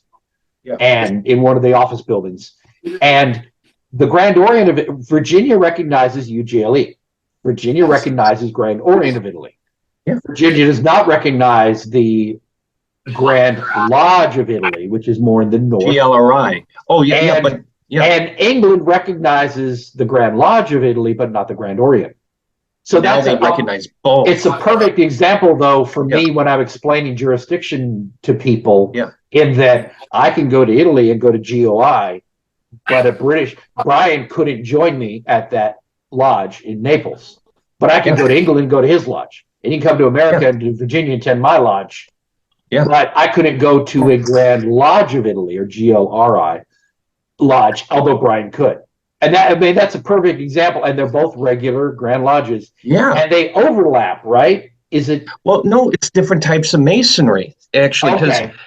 Because I'm extremely in favor of, I'll say it this way, of the rest of the American states to recognize GLRI. Because I think it's Vermont and Hawaii, and I think Hawaii might actually recognize both. I could be very wrong, but that's kind of my understanding. Prince Hall, for the most part, recognizes GLRI. We had the first Prince Hall Masons I interacted with were from the I think they had a club. They didn't have a lodge in Italy, but they met. They were from Oklahoma. And Prince Hall in Oklahoma is a huge presence overseas. So I met a bunch of Prince Hall brothers who are from Oklahoma, and they attended public functions of Harry S. Truman Lodge. And when the shrine had their little, they had a cruise that they did, and the Prince Hall brothers all participated and attended the cruise. So I got to meet some of the Prince Hall brothers, and they're very big overseas. They make a big effort overseas to establish a presence. Well, the majority of the military lodges overseas, say Iraq, Afghanistan, are sponsored by Prince Hall lodges. Now, interesting. My dealings with Prince Hall with Missouri, they recognize them. This is in the beginning. They recognized them. Then, say you wanted to attend a Prince Hall meeting in Missouri. This is beforehand. You had to. It had to go through the whole rigmarole of Grand Lodge to Grand Lodge. You had to be invited. You couldn't ask to go. But before I moved back down to Texas, they opened up, and it's a blanket intervisitation. So you could, hey, I'm a member at this lodge, Grand Lodge, Missouri. Y'all having a meeting tonight? Yeah, come on along. You can go. And their Prince Hall of Missouri just will not allow. They just don't allow dual membership, plural membership at all, anyways. Right. But like I said, I've got that. Some people have called it a loophole into where, since I'm a Missouri Mason, a Texas Mason. I'm also a Mason under the United Grand Lodge of England. So that allows me to visit lodges that, say, Texas or Missouri doesn't recognize. Right. Because I'm under the United Grand Lodge of England. Right. And that's been I haven't done that yet. Like Texas, now I can go visit a buddy of mine up in Maryland, because Missouri doesn't recognize Maryland's Prince Hall, Right. but Texas recognizes Maryland's Prince Hall. And eventually we're going to close all those gaps, and everybody's going to recognize everybody. I think that's what we need. Exactly. We need to be moving towards that. I will say this: in Virginia, we've recognized Prince Hall since like the 1990s sometime, and at first we couldn't. It's like we phased it in. They attended our Grand Lodge before they had the formal recognition, and then we couldn't really visit. And my research lodge actually had one of the first official visits, but it was like everything had to go through the Grand Lodge and it had to be planned in advance. Now you can literally go visit any Prince Hall and vice versa. And they have. In this area, there's a couple of brothers who made an effort to reach out and get them attending back and forth. And we're doing that now. For over 20 years, yes, we recognize each other. We never saw each other. We didn't visit. So it's sort of like on paper we recognize, but it wasn't a close interaction. Today we're working to change that. And I'm glad to see that, because that's what it's really going to take to eliminate all this this friction, this hostility. Is to the more we attend, the more we get to know each other, the closer we're going to all come together. So any other questions for brother Meek on his comment? On his paper? I'm sorry. I'm No angry mob? No, okay.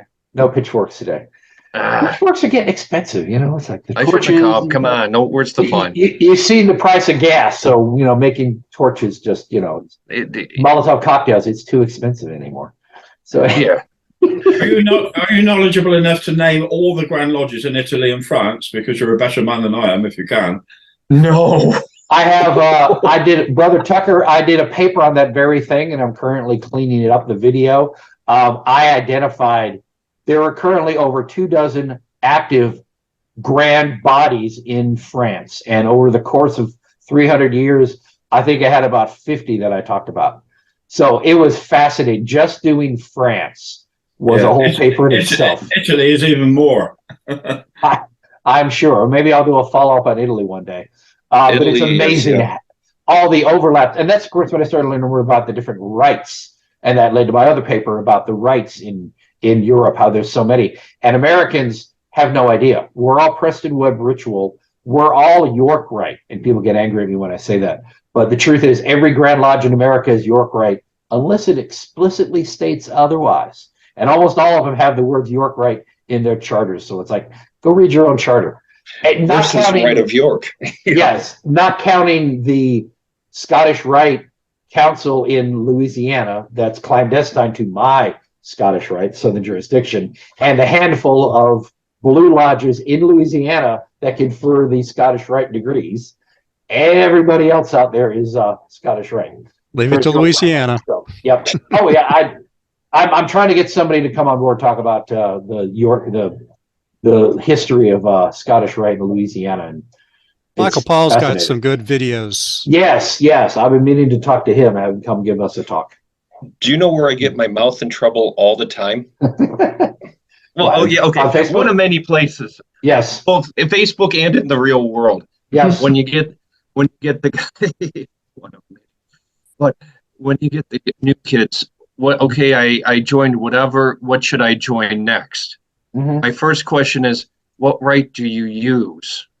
Right. What did your degrees look like? And like if it's an American course, it's normally the York Rite, Preston Webb stuff. Then I tell them, join the York Rite, ignore the Scottish Rite until you know the York Rite stuff. Then join the Scottish Rite if you feel like. And then I turn around to the Red Lodges, join the Scottish Rite, ignore the York Rite until you know your Scottish Rite stuff. Then because what guys forget is those were at one point unified degree systems. Mm-hmm. It's like here we have a couple of the emulation lodges up Yes. north, and I think there's one out on the East Coast somewhere. And we've got we don't have an American York Rite, but we have but England has it has Mark, it has Royal Arch, and a bunch of other things here. And so when guys get talking, because I always ask about it, and I said, well, if you can get yourself invited in, depends on your lodge. If you're a German AFAM lodge, don't join anything, because everything you need is right there in those craft lodge degrees. However, if you're emulation, try to get invited into the Royal Arch. Yep. Because they complain. And I think to be Royal Arch, I think you have to also be in the Mark, if I remember right. I could be wrong. We have in England, no, it's England, just the Royal Arch and the Mark are two different ones. And they're separate, but you have to belong to them both to get into the council degrees, the cryptic degrees. Okay, that's how it works. Okay. Whereas in America, well, that's a whole other, and I did a paper on that too. In America, we have the chapter, which is Royal Arch. Which we takes have the up council, both, which is 3 which degrees, are the crypt, and then you have the commandery. In Virginia, you don't have council degrees. Well, you don't have a council. The council officially now is part of the Royal Arch, but for the longest time they weren't. But we adopted the selected Royal Masters and put him in the middle of the Royal Arch chapter. Oh, only in Virginia and West Virginia, and then you go in the commandery. Okay, So but that makes sense if you look at but it makes. But if you look at the storyline in those cryptic degrees, it kind of makes sense. Well, I never understood when I was going through, and it was like, I'm a brother. Okay, I'm a brother, companion, brother again at the beginning of the Royal Arch degree, and then I'm a companion at the end of the Royal Arch. Like, how is it you called me companion for the last 2 degrees if I just got that title now? And of course, nobody can answer the question because they didn't even understand it. I think it's some kind of a throwback. Well, no, it's because in the council degrees, you're already a Royal Arch Mason and you're a companion. Yes. So in the ritual for the selected Royal Master, they call you companion the whole degree. And then you start the Royal Arch and you're a brother again. Yeah. See, I finally figured that out on my own. I'm asking guys in the chapter, they had no idea why. Well, if you only live in Virginia, there are 6 degrees in the Royal Arch. You go anywhere else in the country, it's like, no, there are 4, and then there's the council, and there's the 3rd one you don't get. Yeah. So anyway, which that's you want to know topic in itself. I don't know why we have all these titles anyway. You want to know the truth? Oh, companion. I mean, no. I mean, on a very practical level. Right. You're a companion at the end of the Royal Arch, and you're a Sir Knight at the end of the commandery. In the Scottish Rite, you're a brother. Yeah. No matter how many degrees you have. Yeah. But that's a whole nother topic. We can go on all day on all this stuff. I think I like to tease Brother Brian over there because he's only like a 28th or 29th or something in the Scottish Rite. Oh, he got that far? I don't even know. It's funny, you got that far? No, I'm 18. 18th. Yeah, this was. He's only an 18th. But do you know what they put him through? Do you know in the Rose Croix? Do you know how hard they have to work? Oh yeah, I mean it's so funny how I joke about the Scottish Rite here in the Southern jurisdiction. It's you're a 32nd degree Mason. Why yes, my check cleared. So that's it. I mean, I got through it on a weekend. So I always wondered if 32nd degree in America comes on the back of a cornflakes box. Because it used to. No, it's a Captain Crunch box. Thank you very much. If a bunch of us Scottish Rite guys in America wanted to take over, we could all like move to Brazil, and we're all 32nd degree, so we'd run everything. Just here in England, we're already there. Here in England, it's dead man's shoes, as you know. 32nd degree is very difficult to get. That's so funny, and of course here I'm privileged to say I'm a KCCH.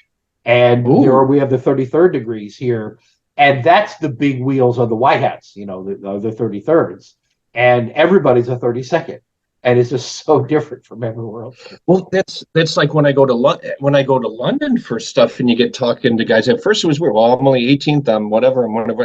Yeah, I'm a 32.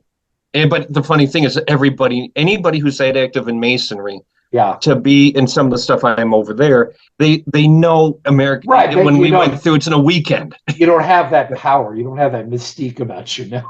Yeah. Well, you're an Yeah. American 32. Yeah. Well, It took me 20 odd years to get the 31st. And Yeah, exactly. I'd probably be dead before I get 32nd. Isn't that crazy? I mean, to be fair, I think that's almost better because it actually means something. We've got 29 degrees in the Scottish Rite, and I've spent more time in the Scottish Rite and the Research Lodge in recent years than anything else, Blue Lodge or anything. It's like that's been my focus, and we gloss over all 29 degrees. We do the 5 obligatory, and we know about them because we talk about them. But I did a paper recently on the 25th. No one had ever seen it. Most people haven't read the script, and it was fun explaining. This is about the one about Islam and all, explaining it because no one is familiar with it. And it's like, we need to delve into these other degrees. We need to confer them during the year. We'll do the 27th degree at a meeting because we don't have to confer them at the reunions. It's too hard to get degree teams for all the degrees.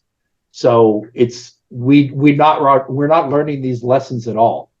We know the main ones, and that's all we know. So well, as you probably know, here in England, the King Edward VII chapter of improvement demonstrate 2 of the intermediate degrees every year in various locations. Oh, okay. So you do get to know the ceremonies, but it's a demonstration. You don't get candidates actually doing it. Right. Well, that's what I'm trying to push for in my valley. We're down to 1 reunion a year, which I think is actually better. And we used to do 2 a year, 1 in the fall, 1 in the spring. And we did all of them in a weekend. And we're doing the 32nd degree, of which I've been degree master for like 12 years now. We do that at 1 o'clock on Saturday. And you've already sat there at least 5 or 6 degrees. And everybody's brain dead. And it's like, this deserves a little more respect than that. So now we meet in June and we do it on a Thursday and a Saturday. And then in July at our stated, we do the 32nd. So it gets its own meeting. And I think that's important because it's an hour and a half long anyway. So it should be, this is the pinnacle of your Scottish Rite experience. You should see it on a night when everybody's fresh and that's all you see. And that's the focus. And so I'm glad I finally got that there. But now it's like, let's see about getting these other degrees we never do and confer them once a year. Like once a year, just pick one of them and do it. Do the 22nd, the 23rd, all these ones in the middle that nobody knows anything about and they never get to see, and get a group together and just do it one time, 1 year, and then next year learn a different one and do that one. So over time we get good experience. We only do the 4th degree to the 17th here. And I've made inquiries on various occasions. Why don't we do the 19th to the 29th for those that are 30th degree? But they just won't do it. They won't do it. I think literally it's having people willing to learn the parts. I'd be willing to learn it 1 year and do it, but it's hard enough to find people to do the obligatory degrees. It's hard enough to get enough men active to learn the parts and be willing to come do it year after year. Yeah, unlike the Blue Lodge where we can do that. Anyway, so it's 11:53. I think we're going to wrap this up. This has been really fun, and I love how we're just all over the place. I have no idea how much of this is going to be in the YouTube video. 5 minutes. Well, there are those, and that's why I put the poll out there on our Facebook group. And if you're not in our Facebook group, come join it. If you're watching me on YouTube, please like and subscribe. Get that out of the way. And I want to get feedback from you all because I don't want to make all the decisions. I want you all telling me what you want to see. And I ask, how many of you have watched a video? How many of you watched a video all the way through? Would you rather see the whole video with all of this nonsense, or would you rather see just the paper and the Q&A and have me whittle it down to just what's relevant? You know what I mean? But some people apparently enjoy watching all of this banter between us, and I don't know. I want to give my audience what they want, but my audience won't tell me what it wants. So I keep just deciding for you all what you get. So I really want more feedback from people. What you want to see and what you want me to do for y'all. So anyhow, I do want to mention, thank you, Brother Meek. I do want to mention our next talk is on April 1st. That is Masonic Brotherhood in the Face of War. Brother Vincent Carden will be our guest speaker, and he will talk about Brother Hancock and Brother Armistead and the instances of Masonic relief for brothers on both sides during the Civil War. If you're familiar with Gettysburg, you've probably all seen the statue that they have of the one guy leaning and the other guy standing over him, whatever. That's at Gettysburg.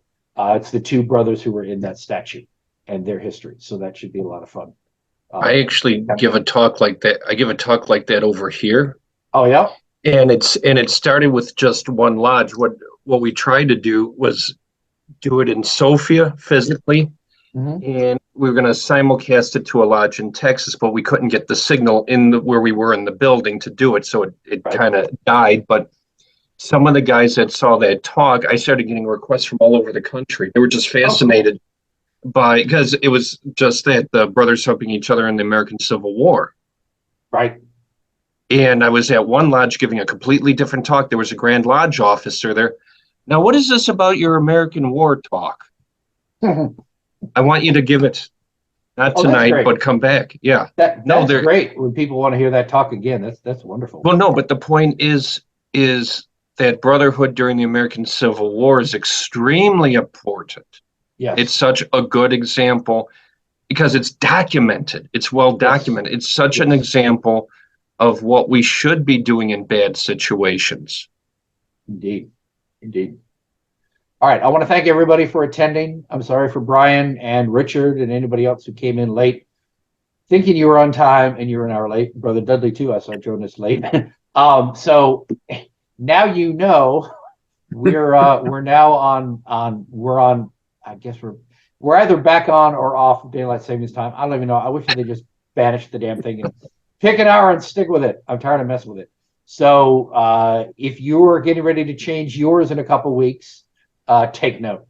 But we're going to be at this time every week now. We're at 10 o'clock our time. So it's what now, 3 o'clock again? Or what is it for you, Brian, when you join? At the moment, it's 15:57, sorry.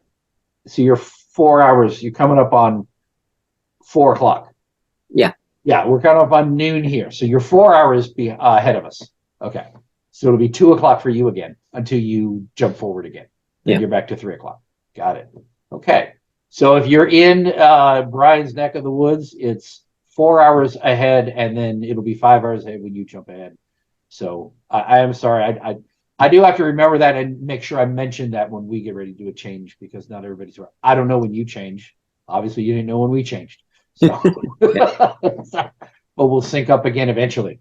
All right, brothers. Thank you, everyone, for coming. Thank you, Brother Meek. That was a really good talk. We kind of went all over the place. I did enjoy this. These are a lot of fun, and I appreciate everybody coming out.